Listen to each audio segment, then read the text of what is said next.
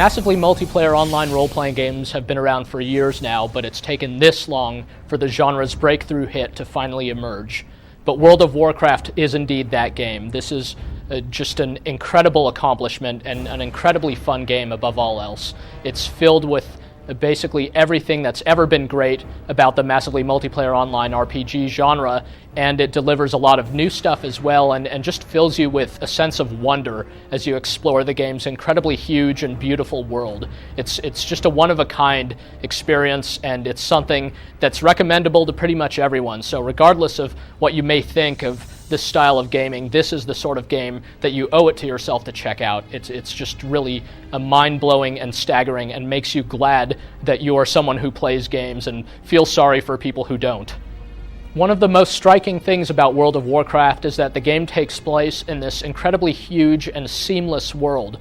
There aren't any real loading times here at all, and in fact, just getting from your desktop and into the game is a process that just takes seconds.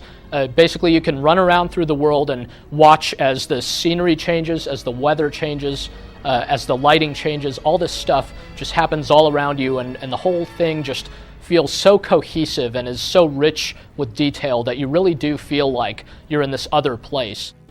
One of the great things about World of Warcraft is that it's highly approachable. It's just very easy to get into, and so easy, in fact, that it doesn't even have any kind of tutorial. You don't need one. You just kind of take a look at the interface on the screen, and you sort of intuitively get what's going on. You figure out how to run around, use your abilities, and suddenly you feel like you're an old pro at this stuff and don't feel like you have that much to learn, even though there's incredible depth and complexity waiting for you here.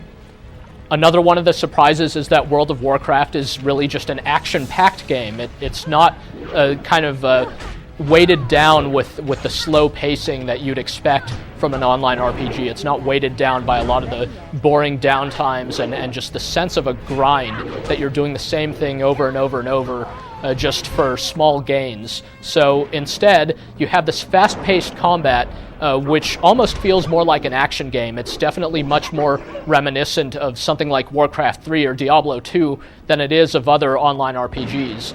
It's very action-oriented, and yet it strikes a perfect balance in that it's not so hectic that it's unmanageable. Another great thing is that regardless of which type of character you play, you can really hold your own against monsters, or of course you can greatly contribute to player groups and choose to play with others or alone. So any way you choose to go, whether you want to play this game for a half an hour at a time or for 8 hours at a time, basically World of Warcraft is going to give you a good, exciting experience. The sheer variety of this game is another one of its really outstanding qualities. Depending on which type of character you play, you'll start out in totally different environments. And of course, you'll also have totally different things to fight, totally different quests to undertake, and so forth. The game's 8 different races are split up into 2 factions, the Horde and the Alliance, and basically these 2 factions result in pretty much completely different gameplay experiences. So if you only play as one side or the other, you'll pretty much not get to see most of the other half of the game, or at least you won't be able to see it from a friendly standpoint. At any rate, regardless of which race you pick, you'll be in for a very different feel and just still be filled with the sense of majesty and awe that this world evokes. Beyond that, though, the game's got some clever and subtle innovations, and these are things that really distinguish it and put it in a totally different league than other online RPGs. One of the great things here is that when you die, and death is an inevitability in all these games, it's really not that big of a deal. All other online RPGs make death a really bad thing because dying should be bad, right? Well, in World of Warcraft, pretty much all that happens is you sit out for a bit. You respawn back at a graveyard, and you run and get your corpse, and you respawn. You don't lose experience points, you don't lose your items or any of that stuff. So you're encouraged to kind of go out there and take risks and so forth, because the worst that should happen is that, you'll be out for a couple of minutes. There's also the rest system, which is a great way for this game to basically appeal to people who can't commit to playing this game for many, many hours at a time. All it does is it gives you a little experience bonus if you don't play for a while. So if you make your character rest at an inn or something, when you log off and you come back to it after a day, you'll get double the experience from killing monsters for a little bit. So what this does is it puts a little wind at your back as you go about leveling up and so forth, and it lets you catch up to some of your friends who maybe play more than you do, and it gives you a reason to keep coming back, and also makes you not feel bad about taking a break from the game. It's really a subtle and brilliant system.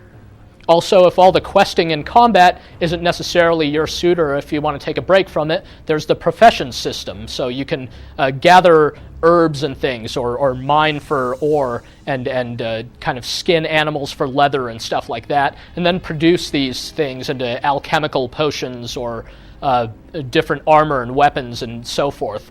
The great thing about this system is that, like the rest of the game, it's easy to get into and it's instantly gratifying.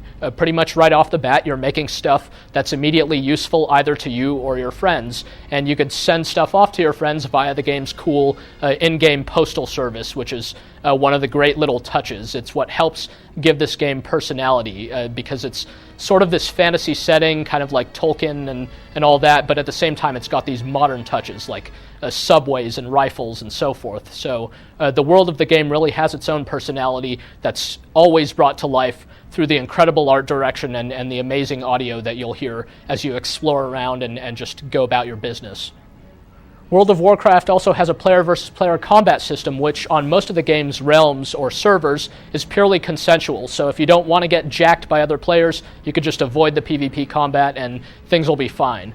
However, you can opt to duel any player basically down to the last hit point, and you can also engage in Horde versus Alliance sort of PvP gang warfare or all-out battles. The game's PvP combat, like the rest of the combat, is actually a lot of fun, since the different character classes have a considerable amount of depth, and there's a lot of variety just in how you balance classes and how you engage the foe and so forth. So it's really tactical and pretty fun. But there's a lot of potential here too. It's clear that World of Warcraft was designed primarily with the player versus environment experience in mind, but there are the building blocks here for a really exciting player versus player game too. And it's something that's probably going to keep high-level players coming back for much longer after they've already maxed out their characters and all that stuff, which is going to take them hundreds of hours. All this game's various accomplishments from a technical standpoint, from an artistic standpoint, from a design standpoint, they all collaborate to make this game just fun. That's the bottom line. It's not just this weirdly ambitious game that's trying to do all this crazy stuff. It's this game that's trying to entertain you, and it really does. I mean, it's a game that should appeal to pretty much any gamer on any level, because it has much of the essence of what makes games fun: the sense of competition, the sense of accomplishment and reward, the sense of awe that you can get from experiencing sort of a new environment for the first time, or something like that. I mean, it's really just a dramatic and one-of-a-kind game, so even if you've already made up your mind about how you think of online RPGs, you really owe it to yourself to give this game a try. It's probably something that, if nothing else, you will absolutely appreciate having had the chance to play.